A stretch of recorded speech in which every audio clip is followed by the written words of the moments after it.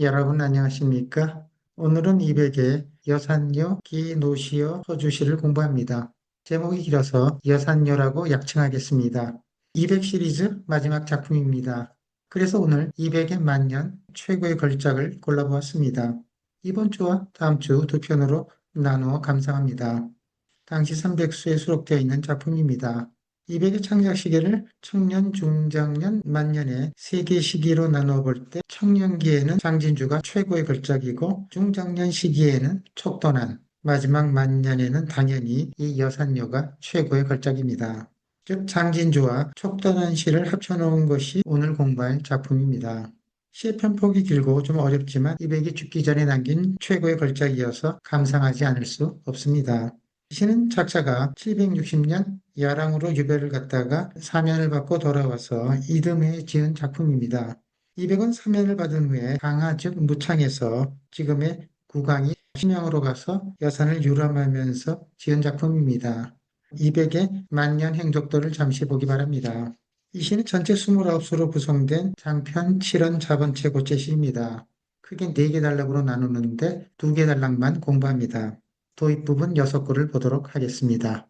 먼저 시 제목을 잠시 설명합니다. 여산요, 여산가를 지어서 기는 기탁한다, 보낸다, 누구에게 노시어 허주입니다. 노허주입니다.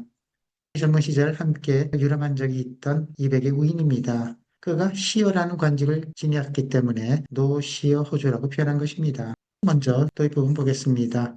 아본 초강이 났는데 봉가 소공구라 수지 노곡장하고 조별 황학루라 우학심선 불서원하고 일생호입 명산유라. 처음 두구가 아주 파격적입니다. 아본 초광인 나는 본래 초나라 광인이다. 여기서 초광인은 육통이란 사람인데 자가 접여입니다. 초나라 소왕의 정치에 불만을 품고 미친 척하면서 출세하지 않았다고 합니다. 이백이 자신을 이 접의에 비유하고 있습니다. 봉가 소공국 유명한 고사입니다. 공자가 초나라에 갔을 때 바로 이 광인인 육통이 그의 문 앞에 와서 봉황이여 봉황이여 그대의 덕이 어찌해서 이리 쇠하였는가라고 노래하면서 비꼬았다고 합니다. 소공구는 공자가 벼슬하기 위해서 위종자를 쫓아다니는 것을 비웃었다는 내용입니다. 봉황이여 하고 노래하면서 공자를 비웃었다네. 이백이 광인을 자신에 비유하면서 현실 정치에 대한 환멸과 비판의 뜻을 담고 있습니다. 즉 자신이 여산으로 응가게 된 이유가 바로 현실 정치에 대한 불만이라는 뜻을 표현하고 있는 것입니다. 자, 그다음에 이제 행적을 떠나는 장면을 보기 바랍니다. 수지, 손에는 들고 있다. 노곡장, 노곡으로 장식한 지팡이. 손에는 노곡으로 장식한 지팡이를 들고서 조별 황학로, 아침에 황학로에서 이별하였네. 오악, 신선. 오악은 중국의 5대 명산입니다. 신선, 신선을 찾다. 불사고는 먼 것도 마다하지 않는다. 황후와 작별한 이유가 오악의 신선을 찾기 위함이라는 것을 알 수 있습니다. 오악의 신선을 찾아 먼 것도 마다하지 않고 일생호의, 명산유, 일생 동안 명산에 들어가 논일기를 매우 좋아했다네. 여산으로 가게 된 이유가 명산에 들어가 신선을 찾기 위함이라는 것을 또 이 부분에서 설명합니다. 이 부분에서 신선이 전체 시장을 재기하고 이끌고 있습니다. 그리고 이 명산유의 명산이 본론의 여산과 시상을 이어주게 됩니다. 본론으로 가면 여산의 수려한 장관을 여러 각도에서 펼쳐 보입니다. 여산 수출 남두방하고 병풍구첩 운금장하며 영락명호 청대광이라. 명산이 여산으로 시상을 이어봤습니다. 이 세구는 여산의 전체 위치와 큰 윤곽을 설명합니다. 여산은 수출, 깨어나게 솟아있다. 남두방, 남두는 별자리 이름입니다. 여산이 있는 심양시는 남두 별자리에 해당합니다. 여러분 화면에 여산의 장관의 모습을 한번 보기 바랍니다. 여산은 남두성 별자리 옆에 빼어나게 솟아있고 그 다음에 여산에서 가장 유명한 구척병에 대한 설명입니다. 화면을 잠시 보기 바랍니다. 여산 오로봉 동북쪽에 있는 구척병입니다. 병풍처럼 선이 겹겹이 포개져 있습니다. 운금, 비단과 같은 운해가 장 펼쳐져 있다. 구척병의 산봉우리에는 비단 같은 구름이 펼쳐져 있고 그리고 서산에 해가 지게 되면 영락, 명호. 영은 여산의 그림자가 낙은 비추인다. 명은 맑은 호수입니다. 여산에도 호수가 여러 개 있는데 화면에 보이는 여금호가 가장 유명한 호수입니다. 그런데 청대광입니다. 검푸른색입니다. 여산의 그림자가 맑은 호수에 비추어 검푸른색을 띠고 있다. 여산의 위치와 가장 높은 봉우리인 오로봉을 설명하고 있습니다. 본론 이해에 가면 여산 구석구석을 방문하면서 지은 내용입니다. 금골전개 이봉장하고 은하도괴 삼성량이라 향로폭포 요상망하고 회의 답장 능창창이라 취영홍하 영조이라고 조비부도 오천장이라 금골은 여산 서쪽 기슭에 있는 여산 제1경입니다. 성문관을 가리킵니다. 여러분 화면을 잠시 보기 바랍니다.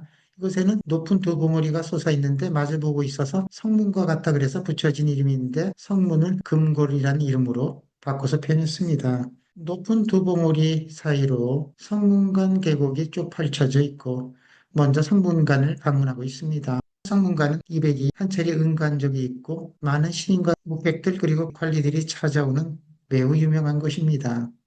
삼성문관을 지나 삼성량의 폭포로 찾아갑니다.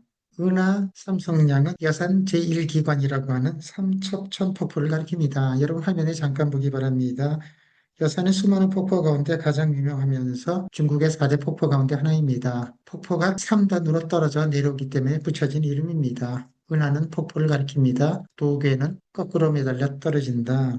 삼척천의 폭포가 거꾸로 매달려 떨어지고 있고 그리고 세 번째가 바로 향로폭포입니다. 향로폭포, 요산만, 향로산의 폭포가 멀리서 서로 바라보인다. 여러분 화면에 향로폭포를 잠시 보기 바랍니다. 장관입니다. 여산에는 향로봉이 네 군데가 있는데 바로 남쪽 향로봉을 가리킵니다. 남쪽 향로봉 폭포와는 멀리 서로 마주보고 있는데 그쪽에서 바라보게 되면 회의 답장이 펼쳐져 보이게 됩니다. 회에는 움푹 패인 깎아지는 절벽과 겹겹의 산봉우리입니다. 능은 솟아있다. 항창은 푸른 하늘입니다. 움푹 패인 절벽과 겹겹의 산봉우리가 푸른 하늘에 솟아있네. 여러분 화면에 회의 답장의 모습을 잠시 보기 바랍니다. 마지막 두 구는 멀리 아침 햇살이 비친 하늘을 바라보는 모습입니다. 취영홍하, 푸른 산과 붉은 안개, 영조일, 아침 햇살이 비춘다. 아침 햇살이 푸른 산과 붉게 물든 안개를 비추고 있는데 여러분 화면에 여산의 취영홍하의 모습을 잠시 보기 바랍니다. 조비부도 새들이 날다가 이르지 못한다. 오천의 하늘이 너무 높아서 새도 날다가 이르지 못하는구나. 장대하고 높은 오나라의 하늘을 바라보면서 본론 2의 시상을 마무리하게 됩니다. 삼처천 폭포, 그리고 성문관, 향로봉 폭포, 회의 답장에 깎아지는 절벽들, 꿀 아침 햇살에 비추는 푸른 산과 붉은 안개를 한눈에 모두 담아내고 있습니다. 내려다보고 올려다보고 가까이서 보고 멀리 보면서 수려하고 장대한 모습을 호방하고 표일하게 표현해내고 있습니다. 천하의 명필입니다. 그럼 이상으로 제1편 시에 대한 설명을 마치고 200의 마음을 함께 읽어보도록 하겠습니다. 여러분과 함께 200의 마음을 공유하는 시간입니다. 200의 만년 호방표일한 품격을 유감없이 발휘한 작품입니다. 수려하고 장대한 여산의 성경을 파노라마처럼 펼쳐 보입니다. 속세를 떠나 선계에 눈일고 싶은 바람을 저절로 들게 하는 작품입니다. 처음 6구는 도입 부분으로 200의 출행 행적을 소개합니다. 황학로에서 출발해서 명산유로 시상이 이어집니다. 여러분 도입 부분에서 시안을 찾아보기 바랍니다. 심선입니다. 신선을 찾아 나선 것입니다. 왜 신선을 찾아서 나서게 되었을까요? 자신을 초나라 광인에 비유할 정도로 정치에 대한 불만과 반감을 지니고 있기 때문입니다. 본론 첫 부분 세구로 가면 우선 여산의 위치와 여산 전경을 커다란 윤곽으로 묘사합니다. 여산은 남두성 자리에 위치하고 있고 멀리 동북쪽에는 구척병의 산맥이 길게 둘러싸고 있습니다. 여산의 최대 장관입니다.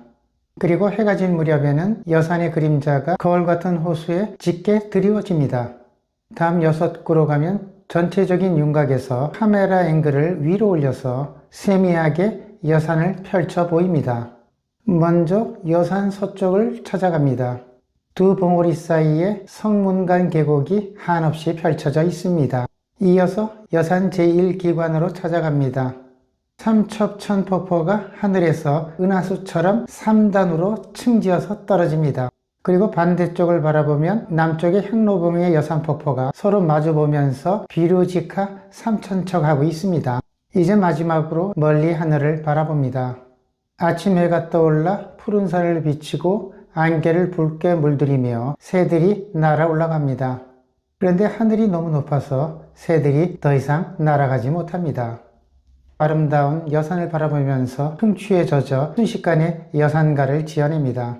이상으로 200의 마음 읽기를 마치고 요산가 다시 한번 감상해 보겠습니다. 다음 시간 제2편에서 만나 뵙겠습니다. 여러분 안녕히 계십시오.